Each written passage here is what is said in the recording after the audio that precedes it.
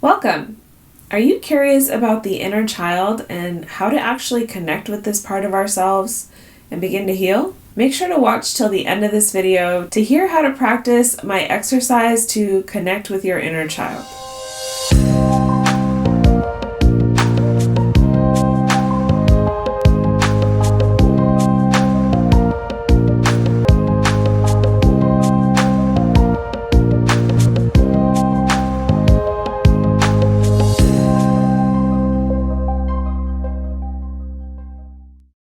Please remember to like this video, subscribe to my channel, and hit the notifications bell if you enjoy this content. My name is Stephanie. You probably know me as Altered States of Consciousness. I've personally done a lot of inner child healing through shadow work.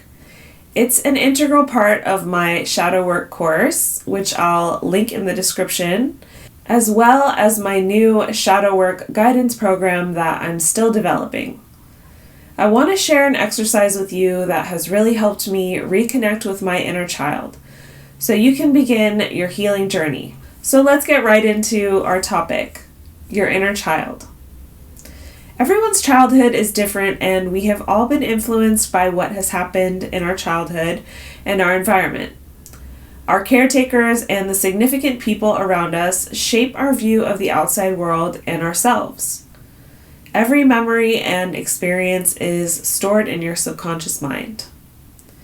To understand how childhood impacts our adult life, we need to understand that up to the age of 6 years old, our brain was functioning at a different level than it is today.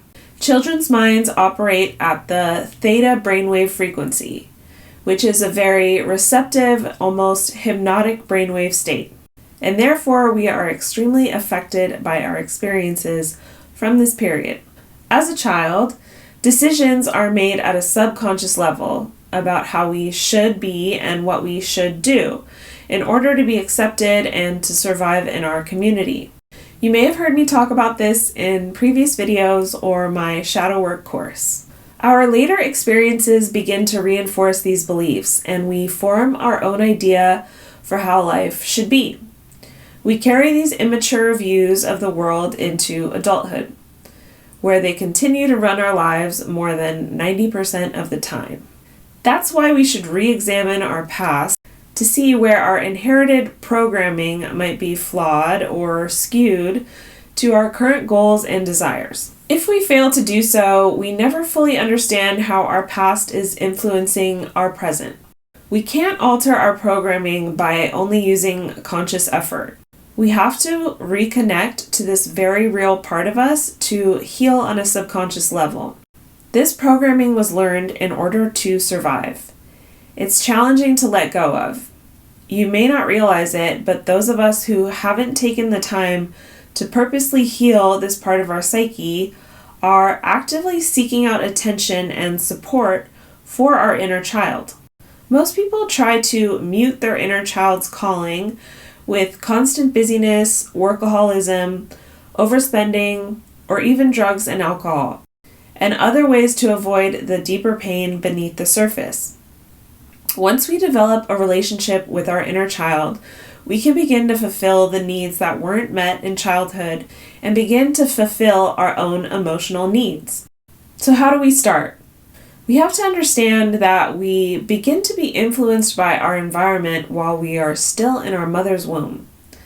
What our mother experienced while we were in utero shaped and influenced us, whether that was stress, inadequate nutrition, or with some parents there might have been drugs and alcohol involved or abuse. This all plays a part in our emotional responses after we are born. The level of trauma during birth and our early care as infants, as well as the emotional availability of our caretakers, begin to shape our experience even further and expand upon what we felt in the womb. As children, we act as sponges, absorbing everything from our caregivers and those who surround us as we grow. These experiences are programmed into our subconscious minds and influence us deeply.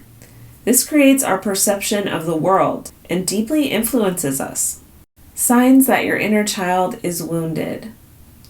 Your inner child might be wounded if you have mood and emotional imbalances, poor self-esteem, body image, problems with boundaries, eating disorders, harming yourself, identity problems, people-pleasing, codependency, addictions, obsessive and needy behavior. So what can we do if we have a wounded inner child?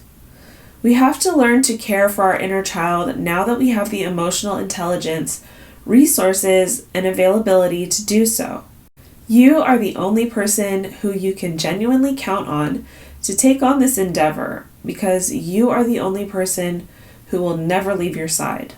We then learn ways to soothe the inner child and the nervous system and allow our adult selves to handle the tasks that the inner child was never meant to have responsibility over, since frequently we had to grow up all too quickly in cases of childhood trauma and a wounded inner child. You must commit yourself to work with your inner child earnestly and wholeheartedly. Trust must be built or healing can't take place.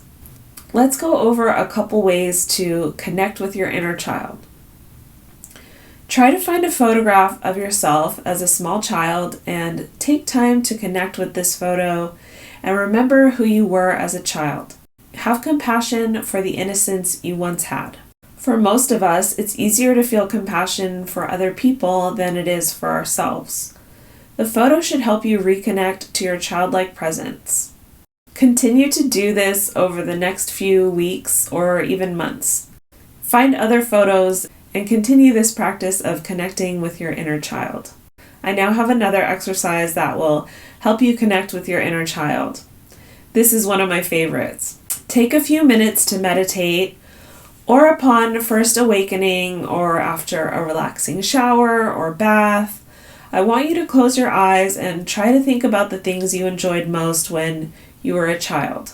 Take time to really try and visualize memories if you have pleasant ones, and connect with the joy that you had when you experienced these moments. After you feel like you remembered all that you can, go ahead and journal these activities down on a list. I now invite you to practice these activities as an adult. This will help you connect with your childlike joy and this long-lost part of yourself. Make sure to continue to practice the activities that feel best for you and your inner child. Your inner child needs to establish a connection with you in order to heal and begin to release stored trauma. Leave guilt behind when practicing these activities. We don't want to re-traumatize the inner child by bringing up thoughts of, I shouldn't eat this, or I don't have time to play. Only practice at a time where you can drop the guilt. Working with your inner child in this way may mean you're now allowing yourself to have treats and rewards that you would have never allowed yourself or have been allowed by your caretakers in the past. Make sure the sensible adult part of you is able to set fair and sensible boundaries around this, so that you do not overindulge yourself or use any rewards as either a distraction or a cover-up for your deeper pain.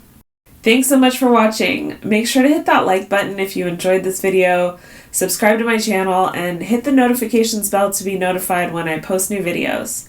I'll be showing you all more about the inner child in the future. See you next time.